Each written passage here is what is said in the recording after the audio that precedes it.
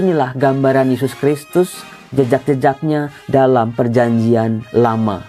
Bagaimana ternyata teks-teks perjanjian lama berbicara, membuat kita lebih mengenal siapa Kristus ini.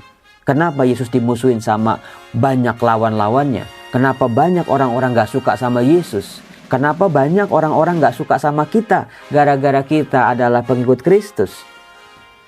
Salam damai sejahtera saudara-saudaraku yang terkasih, pencinta firman Tuhan. Berjumpa kembali dengan Bible Learning with Father Joseph edisi ke-75 di tahun 2024 ini. Saudaraku, bagaimana kabar Anda? Saya senang sekali karena biasanya kalau di hari Jumat penontonnya itu merosot tajam, entah banyak penonton yang sibuk atau long weekend atau kegiatan-kegiatan yang lain. Tapi saya senang Anda tetap setia. Di tengah-tengah kesibukan Anda masih meluangkan waktu 15 menit, 20 menit untuk meresapkan firman pewartaan sabda Tuhan ini. Matur nuwun sangat, thank you so much, grazie mille, danke, matur nuwun. Saudara-saudaraku, kalau Anda menonton video ini di Jumat sore atau Jumat malam, izinkan saya bertanya, gimana tadi pantang puasanya lancar? Makan bakso Romo, nggak sengaja. Tiba-tiba ada bakso di meja, saya caplok aja. Begitu kemakan, ketelan lagi dikit Romo. Oh iya ya, hari ini Jumat, hari ini pantang, hari ini puasa, nggak makan daging. Misalnya kayak gitu. Saudara-saudara terkasih, yuk lebih semangat lagi dalam mengolah pertobatan kita. Pertobatan kita itu harus kita jalani dengan serius, sepenuh hati, segenap pikiran dan jiwa, segenap kekuatan kita. Itulah bukti kita mencintai Allah dengan olah pertobatan kita. Kenapa sih Romo gereja sibuk banget ngajak orang umat-umatnya untuk berdoa, bertobat, puasa pantang? Karena kuasa dosa yang sedang dihadapi oleh manusia itu bukan kuasa sembarangan, saudara-saudara. Kuasa yang tahu kelemahan, kuasa yang tahu titik terlemah kita, kuasa yang tahu bagaimana cara menghancurkan kita. Yang manusia kalau mengandalkan kekuatannya sendiri akan babak belur, akan gak punya kemampuan apa-apa. Tetapi kita punya kuasa yang jauh lebih besar lagi yang harus kita andalkan. Maka dari itu pemurnian diri di masa prapaskah ini menjadi sangat penting. Kalau hati kita murni, tertuju pada Allah, kuasa-kuasa dosa itu akan terhalau menjauh dari kita. Asal hatinya murni, pikirannya murni, tindakan-tindakannya pun murni. Kekekalan, kekudusan ada dalam diri kita. Kuasa Roh Kudus betul-betul menyinari kita. Betul-betul murni, kuasa jahat tidak bisa mendekat. Seperti terang gitu, nggak bisa dikuasai oleh kegelapan. Tapi kalau terangnya nggak ada, ya kegelapannya makin menjadi-jadi. Saudaraku, hari ini kita akan melihat bagaimana ya dalam bacaan-bacaan Ekaristi yang dibacakan tanggal 15 Maret. Waduh, bulan Maret sudah di pertengahan aja ya. Cepet ya, cepet banget saudara-saudara. Orang saya aja kan ngajar nih, kayaknya baru mulai semester. Tapi minggu depan itu udah UTS, bayangin coba. Baru 6 pelajaran sudah UTS. Tapi itulah hidup, itulah waktu yang tetap terus berjalan apapun yang kita lakukan. Maka jangan sampai kita membuang-buang waktu kita, karena waktu itu mahal, waktu itu tidak bisa kita ambil kembali. Maka isilah waktu dengan hal-hal yang berguna buat hidup kita. Nah, saudaraku, dalam perayaan Ekaristi hari Jumat 15 Maret, kita akan melihat bagaimana nih, ada dua pemikiran, ada dua gagasan. Yang satu pemikiran manusia yang jahat, yang satu pikiran Allah. Nah ini nggak bisa nih ditabrakan begini saja nih. Bagaimana pikiran yang jahat nggak bisa memahami karya karunia Allah. Orang jahat susah banget buat dikasihi, betul nggak? Orang jahat itu akan menyia-nyiakan pengampunan yang sudah dia dapat. Orang jahat itu akan mencari hal-hal jelek di antara tumpukan barang-barang bagus. Orang jahat akan selalu cari celah-celah dan celah supaya bisa mengembangkan pikirannya yang jahat. Ini yang bisa kita lihat kita tabrakkan dalam bacaan pertama dengan bacaan Injil. Mohon maaf, nanti akan ada beberapa kata-kata yang harus saya sensor ya, yaitu kata membu titik nuh. Anda tahu ya artinya apa ya? Mem titik nuh. Nanti saya sensor karena itu nggak boleh diulang-ulang di YouTube. Pikiran manusia yang jahat, kita bisa lihat dari kitab kebijaksanaan bab 2. Kitab kebijaksanaan adanya di mana, Romo? Adanya di kitab Deuterokanonika, yaitu daftar kitab suci yang diakui oleh gereja Katolik sebagai tulisan-tulisan suci juga. Dalam kitab kebijaksanaan Salomo ini, kita bisa melihat cara berpikir manusia. Termasuk cara berpikir kita ya, kan kita kan manusia. Tapi kalau si guguk atau kucing atau ikan apalagi, mereka nggak punya pikiran. Nggak cocok baca kitab kebijaksanaan. Tapi kita manusia yang berakal budi, yang diberi kebijaksanaan ilahi, bisa membaca kitab kebijaksanaan. Kitab kebijaksanaan membantu kita. Bagaimana sih menerangi budi? Ini pikiran kita kan seringkali kan masuk hal-hal yang enggak-enggak misalnya. Kekhawatiran, ketakutan, maunya enaknya, maunya singkat, maunya cepet, maunya nggak mau susah misalnya. Atau kita mengawang-awang. Pikiran kita itu luas luar biasa saudara-saudara. Maka manusia dengan kebijaksanaan harus menata apa yang dia pikirkan. Nah, kalau pikiran manusia tidak ditata, tidak ditertibkan, membawa manusia pada kecenderungannya pada yang jahat. Di kebijaksanaan bab 2, judulnya aja pandangan hidup orang fasik. Orang fasik itu orang jahat ya. Ternyata orang jahat itu mungkin kita yang nggak jahat ya. Kita tuh heran. Itu orang gimana sih kok bisa jahatnya kayak begitu? Misalnya, orang itu kok bisa kejam kayak begitu ya? Orang itu kok bisa ya punya hati yang jahat kayak begitu? Orang itu kok bisa ya gosipin saya yang begitu sampai saya kepikiran juga enggak misalnya. Sering ya kita bertanya seperti itu ketika kita menghadapi orang-orang yang memang picik, jahat, licik, iri, dengki, dan lain sebagainya. Kadang-kadang kita nggak ngerti. Nah, disinilah kita akan dibantu bagaimana ternyata orang-orang jahat ini ternyata mereka punya pikirannya sendiri. Dan mereka nggak sadar itu jahat. Mereka nggak sadar itu menyakiti. Bahkan nanti dalam kitab kebijaksanaan, mereka nggak sadar pikiran mereka bertentangan, bertolak belakang dengan pikiran-pikiran Allah. Misalnya, di kitab kebijaksanaan bab 2, saya bacakan. Orang-orang jahat berkata satu sama lain. Artinya, orang jahat ketemu sama orang jahat. Ya, orang jahat yang satu punya pikiran, ketemu sama pikiran jahat orang yang sama-sama jahatnya. Atau lebih jahat. Udah, jadilah kejahatan yang lebih besar lagi. Hati-hati dengan pergaulan kita. Yang baik mengenal yang baik, yang jahat mengenal yang jahat. Karena angan-angan mereka tidak tepat. Mereka suka berangan-angan, mereka sudah berpikir-pikir dengan segala macam yang rumit-rumit. Marilah kita menghadang orang baik. Waduh, ini dia. Kalau orang pikirannya udah jahat, ketemu sama orang baik, mendapat kebaikan dari orang-orang baik, pokoknya dia nggak bisa tuh menerima kebaikan itu. Pokoknya jahat aja. Dikatakan, sebab bagi kita orang jahat ini, ia menjadi gangguan serta menentang pekerjaan kita. Bayangin saudara-saudara, misalnya orang yang kalau di kantor itu suka korupsi. Lalu ketemu sama orang yang nggak korupsi, orang yang jujur. Siapa yang lebih terancam coba? Bisa jadi dua-duanya saling terancam. Yang nggak korupsi, wah berusaha, aduh gimana nih, aku mau bertahan nih, ajaran agama aku mengajarkan aku nggak korupsi. Tapi yang namanya di kantor, kalau 1, 2, 3 pimpinannya korupsi, bisa-bisa nih mental ini. Entah di PHK, entah dipindah tugaskan. Tapi sebetulnya ketika dalam hal itu yang terancam sungguh-sungguh adalah orang-orang jahat. Mereka nggak seneng, mereka nggak damai, mereka nggak tenang. Karena takut perbuatan-perbuatan busuknya ketahuan. Maka kalau kita dijahatin sama orang, padahal kita nggak jahat, yang terancam justru dia. Jangan pikirin, wah kita yang terancam. Dia yang terancam, dia yang nggak tenang sebetulnya.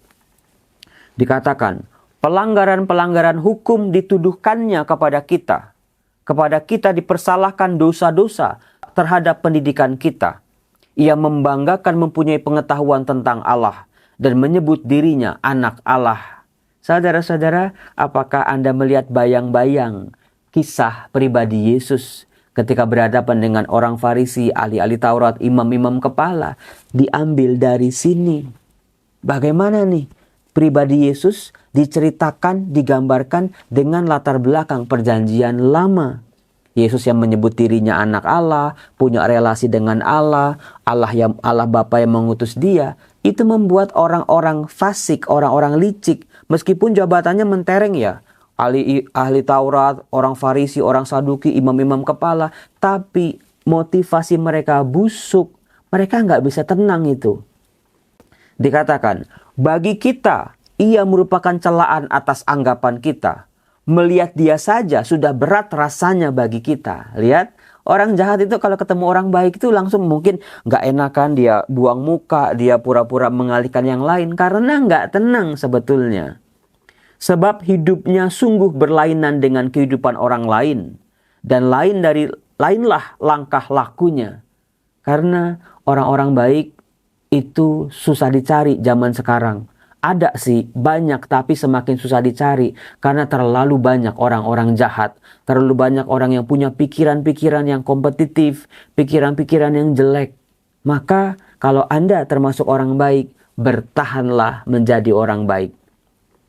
Kita dianggapnya sebagai orang yang tidak sejati dan langkah laku kita dijauhi seolah-olah najis adanya. Akhir hidup orang benar dipujinya bahagia. Ia bermegah-megah bahwa Bapanya ialah Allah.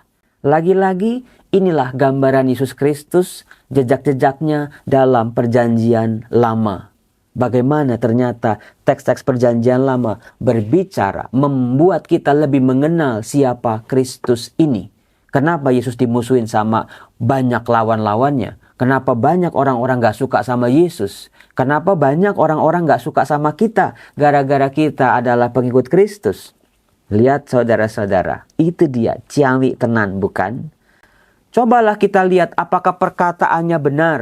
Dan ujilah apa yang terjadi pada waktu ia pulang.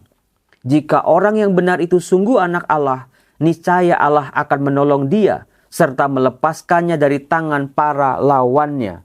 Saudara-saudara, bukankah itu yang dituduhkan oleh ahli-ahli Taurat, imam-imam kepala di bawah salib Yesus? Saudara-saudara yang terkasih, itulah mengapa perjanjian lama, kitab-kitab Deuterokanonika menjadi sangat penting buat kita. Membantu kita mengenal Kristus. Membantu kita lebih memahami gagasan-gagasan, peristiwa-peristiwa dalam perjanjian baru nanti. Khususnya yang ada kaitannya dengan Tuhan Yesus, Tuhan kita. Keren banget. Dikatakan, orang-orang jahatnya bersepakat begini. Mari kita mencobai dia dengan aniaya dan siksa, agar kita mengenal kelembutannya, serta menguji kesabaran hatinya. Jadi selama ini tuh imam-imam kepala, orang Farisi, ahli Taurat itu, ini yang mereka mau uji. Yesus itu sabar gak sih? Yesus itu punya kelembutan gak sih? Benar gak sih kebaikan yang dia punya? Apa jangan-jangan Yesus sama seperti mereka? Luarnya doang bagus, dalamnya mah enggak. Jangan-jangan, maka diuji terus dengan konflik demi konflik. Mereka mau menilai, mereka mau melihat apakah Yesus itu sejati kebaikannya.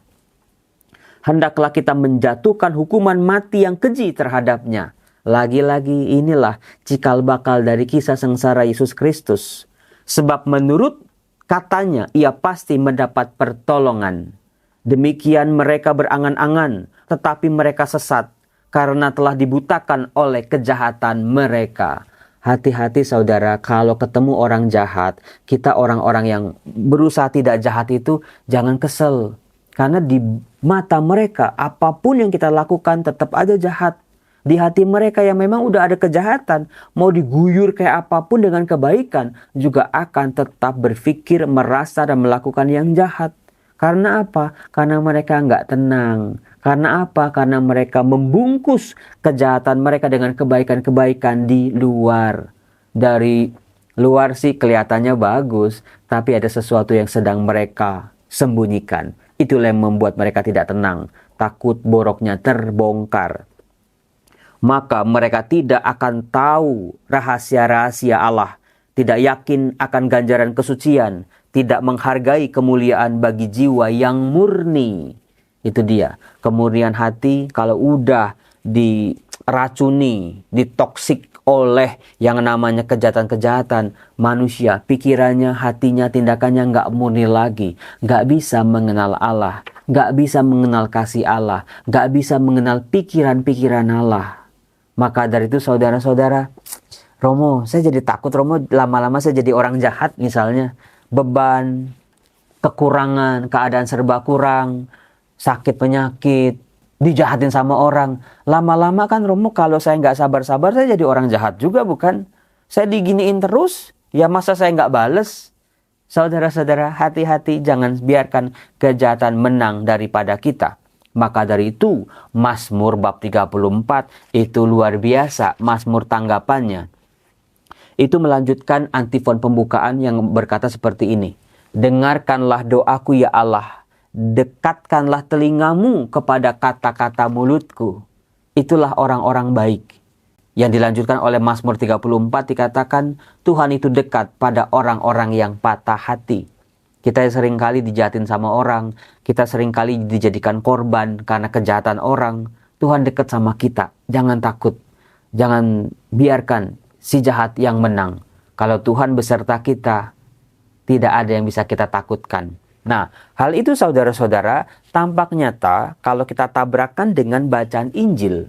Dalam bacaan Injil dikatakan begini, dari Yohanes bab 7. Ini panjang sekali, susah juga, tapi dipotong-potong dalam bacaan Injil. Yesus berjalan keliling Galilea. Galilea itu di atas ya, ada sungai, ada danau Galilea, ada sungai Yordan, itu daerah Galilea. Bawahnya itu daerah Yudea, ada Yerusalem di dalamnya. Dikatakan Yesus tidak mau tinggal di Yudea karena di sana orang-orang Yahudi berusaha titik-titiknya. Saya sensor. Ketika itu sudah dekat hari raya orang Yahudi, yaitu hari raya Pondok Daun. Apa sih hari raya Pondok Daun? Dalam bahasa Ibrani, hari raya Pondok Daun disebut Sukkot. Satu dari 3 perayaan besar orang-orang Yahudi dirayakan di Yerusalem. Pada masa itu, perayaan Sukkot dirayakan dengan setiap keluarga Israel mendirikan pondokan-pondokan di rumah mereka. Pondokan-pondokan itu ada 3 tiang dipasang lalu ditutupi dengan jerami atau rerumputan. Di situ mereka mempersembahkan panen-panen terbaik mereka. Pondokan-pondokan itu didirikan supaya mereka bisa menyambut tamu-tamu agung, yaitu tokoh-tokoh kitab suci, misalnya Abraham, Ishak, Yakub, Daud, Salomo, dan lain sebagainya.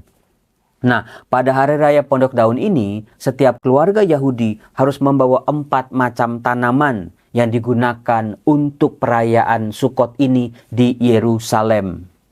Latar belakang dari perayaan Pondok Daun adalah pengalaman orang-orang Israel berjalan di padang gurun selama 40 hari begitu mereka keluar dari Mesir menuju tanah terjanji. Setelah mereka masuk ke tanah terjanji, mereka betul-betul mengalami bahwa tanah ini adalah tanah yang subur, berlimpah susu dan madunya.